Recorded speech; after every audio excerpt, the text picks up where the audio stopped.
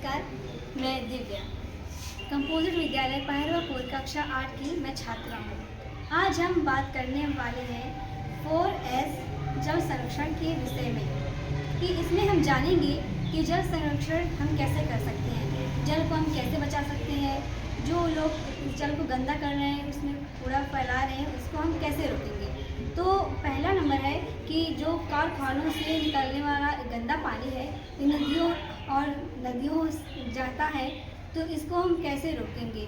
तो अगर हम कारखानों वालों से बात करें इसके विषय में तो शायद ये रुक सकता है। और अगर कोई नदियों तालाबों में कूड़ा करकट फेंक रहा है तो इससे हमें उसको समझाना चाहिए कि इससे हमारा जल प्रदूषण हो रहा है। नमस्कार, मेरा नाम सानिया है। आज हम जल संरक्षण के बारे में बात करेंगे। और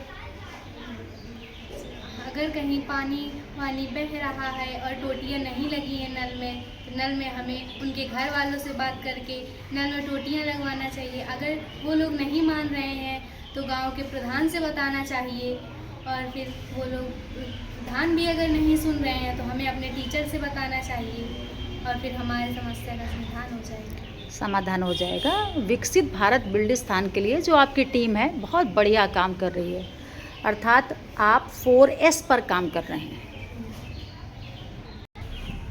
नमस्कार, मेरा नाम सांची है। मैं कक्षा 8 की छात्रा हूँ और आज का हमारा टॉपिक है जल संरक्षण। और जल संरक्षण से हम 4S पर काम कर रहे हैं।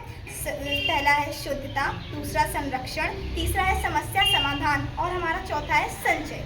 तो इस पर हम काम कर रहे हैं। हमें जल को कैसे बचाना है इसके आपको काफ़ी उपाय हमारे दोनों टीम सदस्यों ने बताए हैं, और मैं काफ़ी 4S पे हम लोग काम कर रहे हैं और मैं इसी टीम की सदस्य हूँ। और इसे कहीं पर जल का गलत उपयोग हो रहा है उसे हम सही कर सकते हैं। जैसे कहीं पर नदी तालाबों में कोई कूड़ा करकट या मरे हुए जानवर को डाल देता है, उसे हमें रोकना चाहिए। मरे हुए जानवर जिससे हमारे जल को दूषित करते हैं, उससे हमारा वातावरण भी दूषित होता है। इसे रोकने के लिए हमने उसका नाम क्या था, हमारा भारत तभी विकसित होगा कि जब हम सभी लोगों को समझाएंगे, उस जल प्रदूषण वातावरण प्रदूषित को रोकेंगे, तभी हमारा भारत आगे बढ़ेगा। और इस पर हम काम भी कर रहे हैं, इसलिए हमने 4S का प्रोजेक्ट भी बनाया है। धन्यवाद।